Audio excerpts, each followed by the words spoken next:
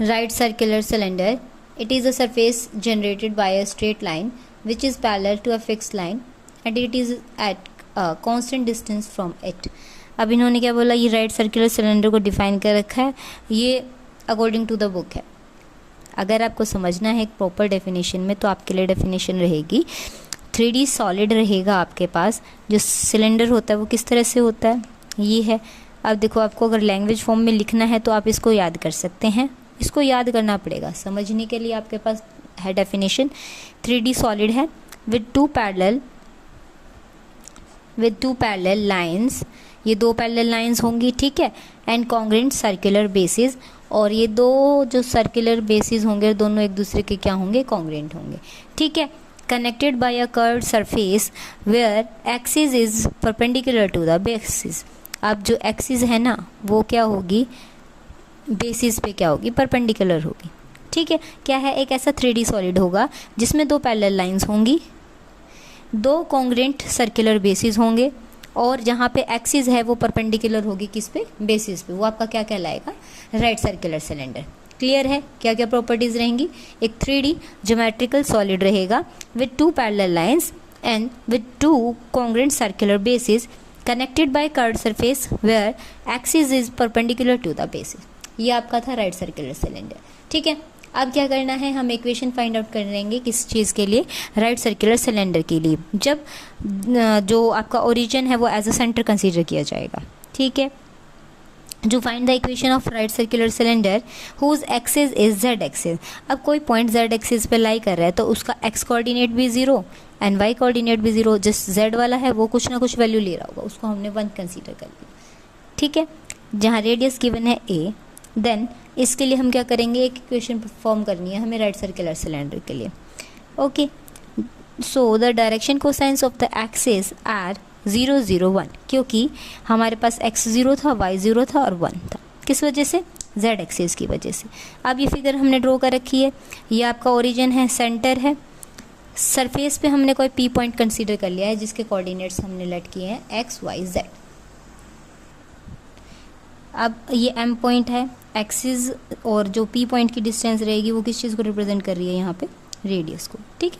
तो ये perpendicular distance है between this axis and the outer surface, okay.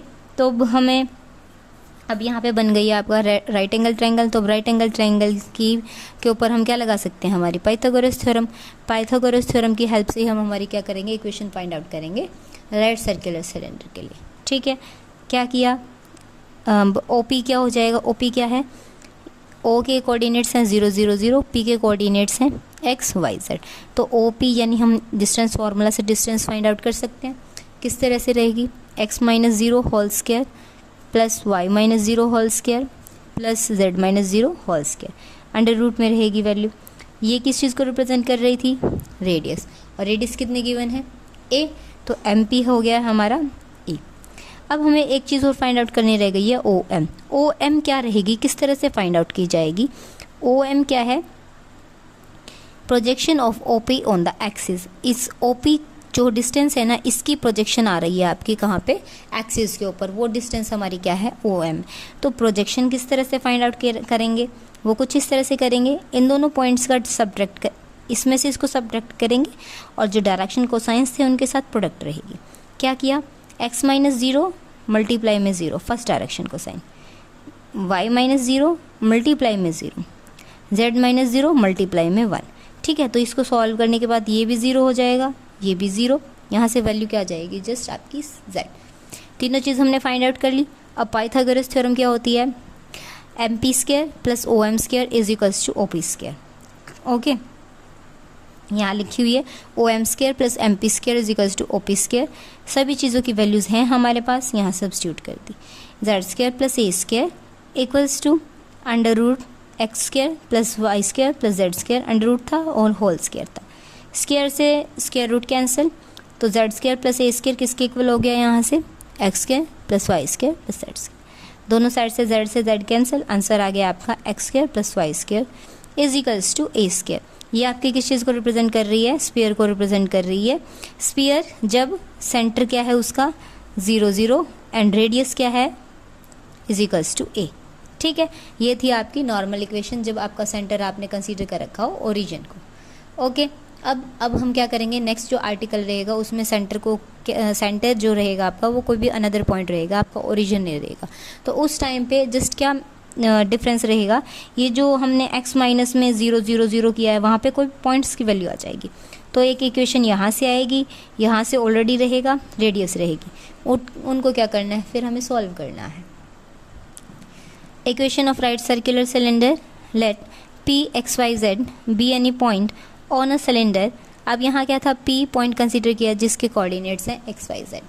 ठीक है, सिमिलरली वहाँ हमने ओरिजिन O ले रखा था, अब हमने यहाँ पे सरफेस पे कंसीडर कर रखा है सर्कुलर बेस के पॉइंट Q। इसके कोऑर्डिनेट्स मान लिए x1 y1 z1। M और P परपेंडिकुलर डिस्टेंस है सरफेस का एक्सिस से, जो किस चीज़ को रिप्रेजेंट करेगा, आपकी रेडियस को। ठीक है, अब वही बता रखा है यहाँ पे कंस्ट्रक्शन में, जॉइन PQ को जॉइन कर दिया। अब PQ का डिस्टेंस हम निकाल सकते हैं, हमें पता है डिस्टेंस फार्मूला क्या होता है, x minus x1 whole square plus y minus y1 whole square plus z minus z1 whole square, under root में रहेगी वैल्यू। रेडियस आपकी हमने लेट कर लिया है LR सॉरी, और QM कैसे फाइंड आउट करेंगे, वो क्या होगा, प्रोजेक्शन होगी किसकी, QP की प्रोजेक्शन ऑन QM। ओके, तो QM हमारा इस तरह से फाइंड आउट किया जाएगा। करेंगे कैसे, x माइनस x1 साथ में डायरेक्शन कोसाइंस आएंगे। अब हमें यहाँ पे डायरेक्शन कोसाइंस फाइंड आउट करने पड़ेंगे क्योंकि गिवन नहीं है, कोई भी हमें यहाँ पे इंफॉर्मेशन नहीं गिवन थी, तो उसके लिए लेट कर लिया। Also direction cosines of line 1 are proportional to LMN। Sorry, यहाँ पे जो स्टेटमेंट थी वो आपकी लिखी नहीं हुई है, स्टेटमेंट में लाइन जो आपकी लाइन गिवन थी वहाँ पे से LMN क्या आ रखे हैं, डायरेक्शन कोसाइंस आ रखे हैं। अब डायरेक्शन कोसाइंस हैं, इनके लिए हम actual direction cosines find out करेंगे। वो मेथड क्या रहेगा, L बाय में under root L square plus M square plus N square, M by में L square plus N square plus N square, N by में under root L square plus M square by N square. ठीक है, ये direction cosines. अब projection कैसे find out करते हैं, x minus x1 first direction cosine, y minus y1 second direction cosine, z minus z1 third direction cosines. ये आपके पास projection आ जाएगी। अब क्या करना है, वही पाइथागोरस थ्योरम अप्लाई करेंगे। क्या, QP square is equals to रहेगा MP square plus QM square. QM की वैल्यू फाइंड आउट कर ली, MP की वैल्यू फाइंड आउट कर ली और QP की वैल्यू फाइंड आउट, सबको सब्स्टिट्यूट किया और जो इक्वेशन आएगी वो आपके पास क्या हो जाएगी, equation of the right circular cylinder when it is not at the origin. जो दो आर्टिकल किए हैं इन्हीं के बेसिस पे हम क्या करेंगे, हमारे एग्जांपल्स करेंगे। बिल्कुल डिटो इन आर्टिकल्स को ही आपको कॉपी पेस्ट करना है, बट वहाँ पे क्या आ जाएंगी, इन XYZ पे की जगह पे x1 y1 z1 की जगह पे आपको पॉइंट्स गिवन होंगे और इन पॉइंट्स की हेल्प से उनको सॉल्व करेंगे। क्लियर है। नेक्स्ट क्वेश्चन है हमारे पास, find the equation of a right circular cylinder of radius 2 whose axis passes through 1 2 3 and has direction cosine proportional to 2 1 and 3। तो इसकी इक्वेशन किस तरह से बनाएंगे हम, फर्स्टली तो ये तो आपके क्या करेंगे, पॉइंट की तरह एक्ट करेंगे। कोई भी हमने पॉइंट कंसीडर कर रखा था कहाँ पे, सिलेंडर पे। ठीक है, तो अगर ये पॉइंट की तरह एक्ट करेंगे, हमारी जनरेटर इक्वेशन क्या होती थी, x x1 y y1 minus में z z1 होता था। ठीक है, डिवाइडेड बाय में आते हैं डायरेक्शन कोसाइन, वो क्या दे रखे हैं, यहाँ 2 दे रखा है, यहाँ 1 दे रखा है और यहाँ 2। ठीक है, तो x1 y1 और z1 के प्लेस पे हम क्या पुट करेंगे, इन पॉइंट्स को सब्स्टिट्यूट करेंगे। तो हमारी जनरेटर लाइन इक्वेशन क्या बन जाएगी, यहाँ से x minus 1 by 2 y minus 2 by 1 z minus 3 by 2। ठीक है, its direction cosines are proportional to this. अब क्या करना है, हमें actual direction cosines find out करने पड़ेंगे। वो किस तरह से फाइंड आउट किए जाते हैं, जो ये कोसाइंस दे रखे हैं ना, क्या करेंगे, फर्स्ट कोसाइन बाय में सभी कोसाइंस के स्क्वायर का सम, तो फर्स्ट का स्क्वायर सम, सेकंड का स्क्वायर सम एंड थर्ड का स्क्वायर सम।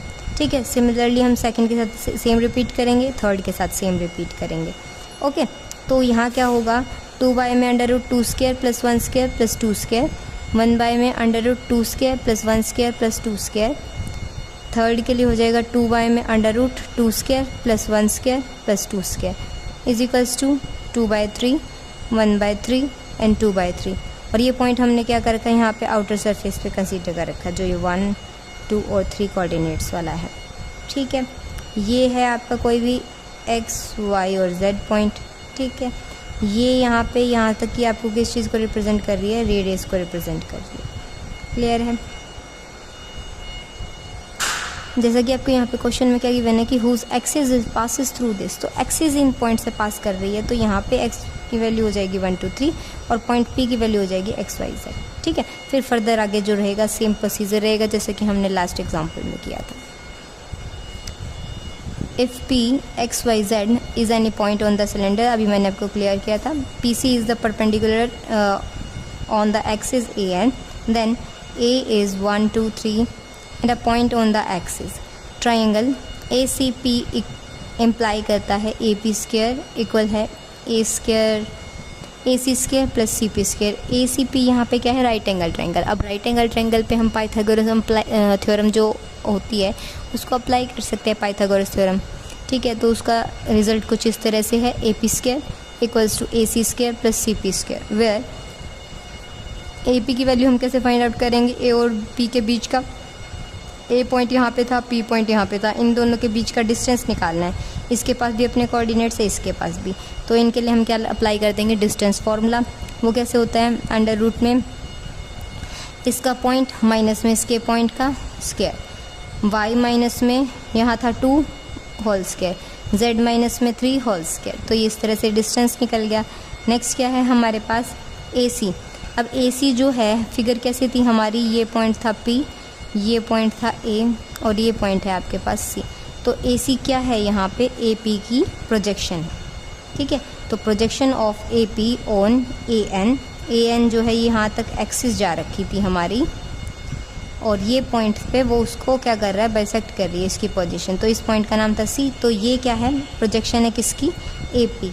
प्रोजेक्शन किस तरह से फाइंड आउट करते हैं, अब हम इन दोनों पॉइंट्स का डिस्टेंस क्या था, x माइनस 1, इसके डायरेक्शन को साइंस क्या आ रहे थे, 2/3, y माइनस 2 1/3, z माइनस 3 2/3।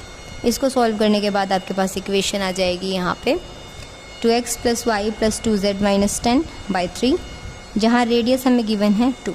ठीक है, तो अब इस इक्वेशन में सब्स्टिट्यूट करेंगे, A P square A C square plus C P square. A P की वैल्यू ये थी हमारी, स्क्वायर और अंडर रूट एक दूसरे से कैंसिल हो जाएंगे, ए सी स्क्वायर यानी इस टर्म का क्या करना पड़ेगा, स्क्वायर। सी पी का भी स्क्वायर है तो इसका भी हमें क्या करना पड़ेगा, स्क्वायर। सभी को सब्स्टिट्यूट किया। अभी 3 था यहाँ डिनोमिनेटर में था और किसी के पास डिनोमिनेटर में टर्म नहीं है, स्क्वायर होके ये 9 की फॉर्म में बाहर आएगा। एलसीएम लेंगे तो 9 यहाँ भी मल्टीप्लाई में आ जाएगा और इस टर्म के साथ। ठीक है, तो यहाँ से इक्वेशन हो जाएगी 9 इंटू में x minus 1 square plus y minus 2 square plus z minus 3 square equals to 2x plus Y plus 2z minus 10 square plus 36।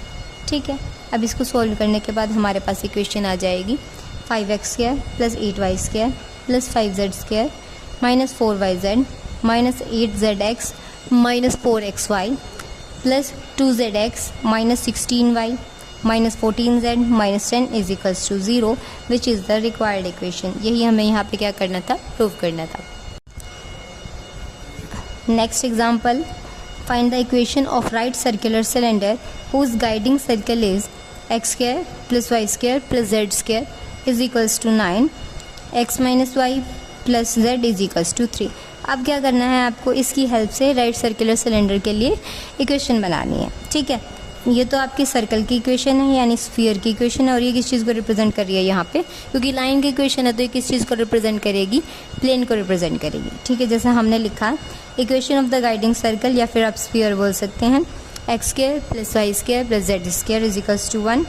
यहाँ पे सेंटर क्या है 0 0 0, उसको हमने नाम दे दिया O, या कुछ भी आप Q कुछ भी रख सकते हो, और रेडियस यहाँ टर्म का क्या आता है, स्क्वायर आता है, यानी रेडियस क्या हो गई है 3, इसका अंडर रूट 3 हो जाएगा। The equation of a plane x minus Y plus Z is equals to 3। The axis of the cylinder passes through the center of the sphere and is perpendicular to the plane। अब cylinder है, cylinder हम इस तरह से draw करते हैं। अब ये जो मिडल वाली टर्म एक्सिस होती है ये क्या पास हो रही है ना इस स्फीयर से, जो स्फीयर हमने कंसीडर कर रखा है, जिस स्फीयर की हमें इक्वेशन दे रखी है उसके सेंटर से पास हो रही है, और परपेंडिकुलर किसके है, ये जो प्लेन है यहाँ। ठीक है, जिस प्लेन में हमने इस सिलेंडर को ड्रॉ कर रखा है उस प्लेन की हमें इक्वेशन गिवन है, उसी प्लेन पे क्या है, परपेंडिकुलर है आपकी सेंटर से पास होने वाली सिलेंडर की एक्सिस, ठीक है। तो इस वजह से तो जो डायरेक्शन रेशियोज़ क्या हो जाएंगे, एक्सिस के डायरेक्शन रेशियोज़ होंगे वो इस प्लेन वाली इक्वेशन से आएंगे। इसका कोफिशिएंट क्या है 1, इसका कोफिशिएंट है -1, इसका कोफिशिएंट है 1, ठीक है। अगर कोई भी एक्सिस किसी भी फिगर की वो परपेंडिकुलर हो जाती है गिवन प्लेन के लिए, तो जो गिवन प्लेन होता है उसके जो कोफिशिएंट्स होंगे वो उसके लिए क्या बन जाते हैं, डायरेक्शन रेशियोज़ बन जाते हैं, ठीक है।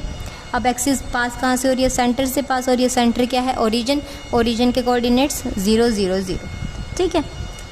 The perpendicular distance from P to the axis is equals to R। P से लेके एक्सिस तक का डिस्टेंस, मान लो P पॉइंट मैंने यहाँ अपलोड कर दिया कहीं पे, यहाँ से लेके इस एक्सिस तक का डिस्टेंस क्या है, रेडियस है।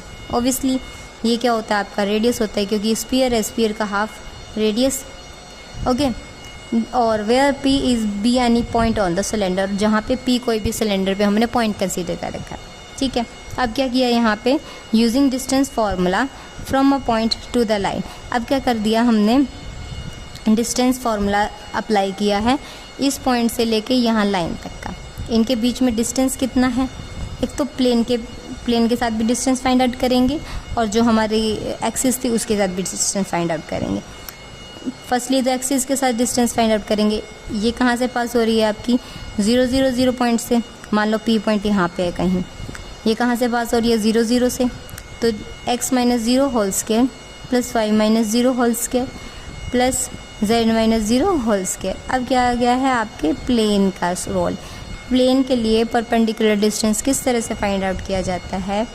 अब मान लो प्लेन आपका यहाँ पे कहीं है, इसके साथ मैंने इसको ज्वाइन कर दिया, ठीक है। ये कोई भी है A पॉइंट, इसके कोऑर्डिनेट थे x - y - z। अब ये क्या है, कहाँ पे है, एक्सिस पे लाई कर रहा है।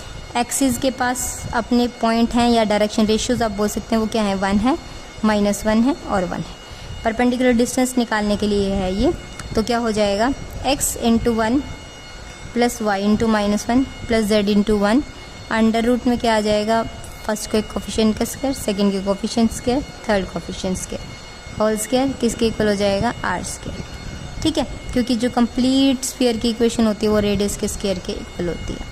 अब क्या कर लिया, इसको सॉल्व करने के बाद हमारे पास इक्वेशन ये आ गई है। क्या करा, 3 से मल्टीप्लाई कर दिया throughout the equation. Solve करने के बाद इक्वेशन ये आ गई है हमारे पास, which is the required equation. Main step क्या थी ध्यान रखने की, हमें ये डायरेक्शन रेशियोज़ फाइंड आउट करने थे।